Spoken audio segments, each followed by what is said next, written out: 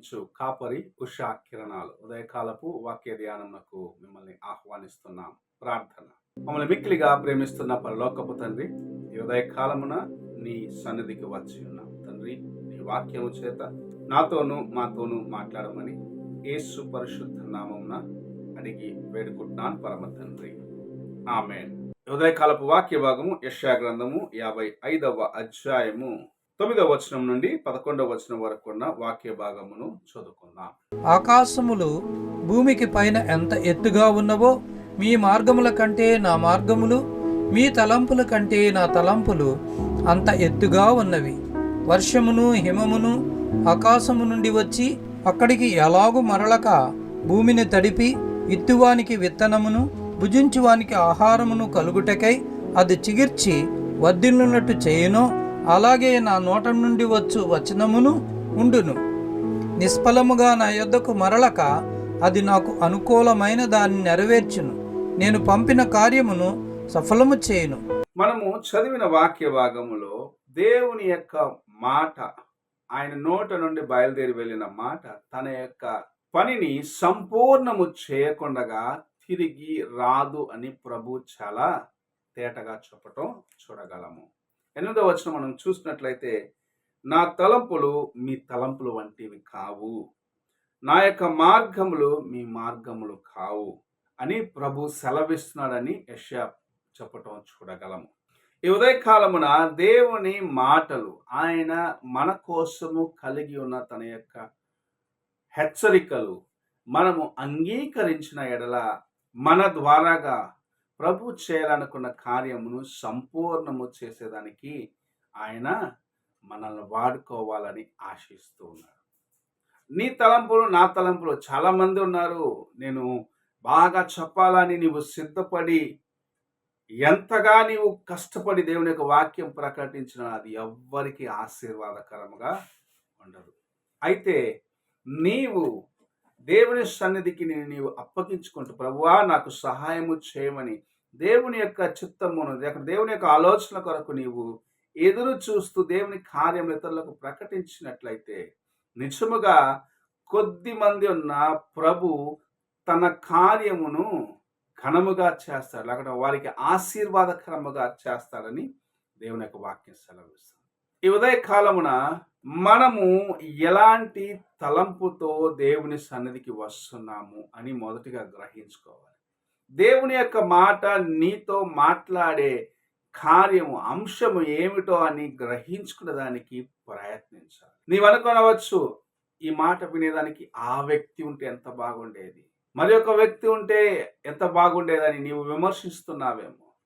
ప్రభు ఈ ఉదయకాల సమయంలో నీ హృదయమును పరీక్షించుకోమంటాడు. ఎందుకంటే ఆ వాక్యము నీకెంత అవసరమై ఉన్నది అని తెలిసే ప్రభు ఇచ్చి ఉన్నాడు. ఆయన మాటలను నీవు నీ హృదయములో భద్రపరుచుకొని పరీక్షించుకున్నప్పుడు ప్రభు నీకోసమే ఆ కార్యమును పంపించి ఉన్నాడు. అది తన కార్యమును చేసేదానికి నీ వద్దకు వచ్చినది అని గ్రహించుకోగలవు. ఈ ఉదయకాలమున దేవుని యొక్క వాక్యమును నీవు ఎలాగూ ఆస్వాదిస్తున్నావు, ఎలాగూ తీసుకుంటున్నావు అని పరీక్షించుకో. ఆయన నోట నుండి బయలుదేరి వెళ్ళిన మాటలు వ్యర్థముగా పోవు. ఆయన మాటలు జీవం ఉన్నది, ఆయన మాటలు జీవజలముగా ఉన్నాయి.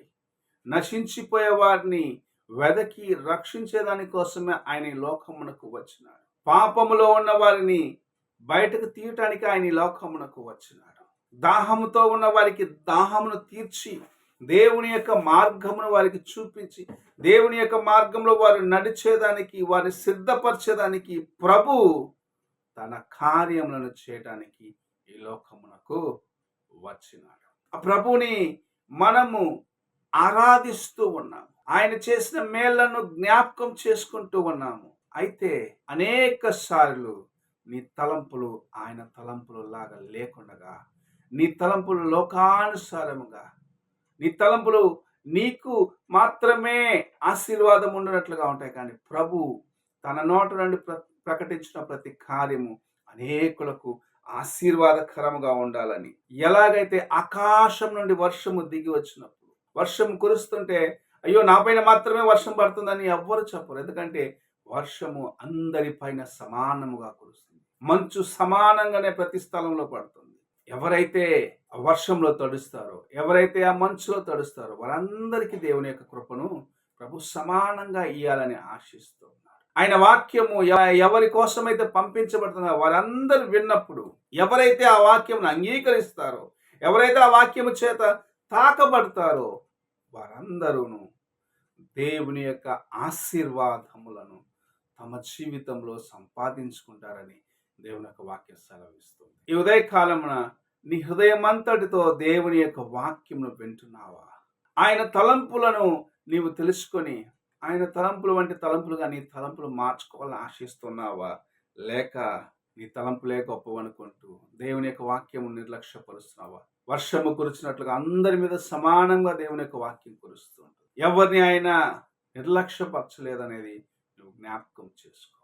అప్పుడు దేవుని యొక్క కృపను నీ జీవితంలో, దేవుని యొక్క ఆశీర్వాదంలో నీ జీవితంలో ఆయన అనుగ్రహించాలని, ఆయన యొక్క నోట నుండి బయలుదేరిన మాట వ్యర్థముగా తిరిగి వెళ్ళదు అని ఆయన సెలవిచ్చిన కార్యమును నీవు గ్రహించుకుంటావని ప్రభు ఈ ఉదయ కాల సమయంలో నీతో మాట్లాడుచూ ఉన్నాడు. ఆయన నోట నుండి బయలుదేరిన మాట నీకు ఆశీర్వాదకరంగా ఉంటుంది, నీకు జీవం ఇచ్చేదిగా ఉంటుంది, జీవ జలము నీ జీవితంలో ప్రవహింపచేసేదిగా ఉంటుందని గ్రహించుకో. అప్పుడు దేవుని కృపను నీ ఇతరులకును పంచిపెట్టగలవు. ఈ ఉదయ కాలమున నీవెలాగున్నావు? దేవుని యొక్క వాక్యం ఎలాగ అంగీకరిస్తూ ఉన్నావు? నీ తలంపుల చేత నేను ఇలాగ చేయాలి అలాగ చేయాలనుకుంటే దేవుని యొక్క వాక్యాన్ని నీకు ఇష్టం వచ్చినట్లు మలుచుకుంటున్నావా? లేకుంటే ప్రభు సెలవిచ్చిన కార్యమును గుర్తించి ప్రభు సెలవిచ్చిన కార్యములను నీ జీవితంలో అంగీకరిస్తూ ఆయన మాటను నీకు ఆశీర్వాదకరంగా మార్చుకుంటున్నావా అని నీవు పరీక్షించుకో. ప్రార్థన చేసుకుందాం. మమ్మల్ని మిక్కిలిగా ప్రేమిస్తున్న పరలోకపు తండ్రి, ఈ ఉదయ కాలమున నీవిచ్చిన నీ వాక్యం బట్టి వందనాలు చెల్లించుకుంటూ తండ్రి, మేము బలహీనులమే, అయితే నీ తలంపులు గొప్పవి నాయన. మా పట్ల నీ ఆలోచనలు ఉన్నతమైనవి తండ్రి, నీ కార్యములు గొప్పవి యేసయ్యా. వాటిని గ్రహించుకొని దేవా నీతో దేవా మేము కలిసి ఉండేదానికి, నీ తలంపులను తెలుసుకొని నీ మార్గంలో నడిచేదానికి మాకు సహాయము చేయి దేవా. నీ మాట అందరిపైన సమానముగా నీవు కుమ్మరిస్తున్నావు, నీ యొక్క ఆశీర్వాదాలు అందరికి సరి సమానంగా పంచిపెడుతున్నావు అని తెలుసుకొని నీ వైపు చూసి ముందుకు వెళ్ళేదానికి మాకు సహాయం చేయమని యేసు పరిశుద్ధ నామమున అడిగి వేడుకుంటున్నాను పరమ తండ్రి, ఆమేన్. తండ్రి అయిన దేవుని ప్రేమ, కుమారుడైన క్రీస్తు కృప, ఆదరణకర్తైన పరిశుద్ధాత్మక సహవాసం ఇప్పుడు ఎల్లప్పుడూ తోడై సదాకాలము నడిపించును గాక.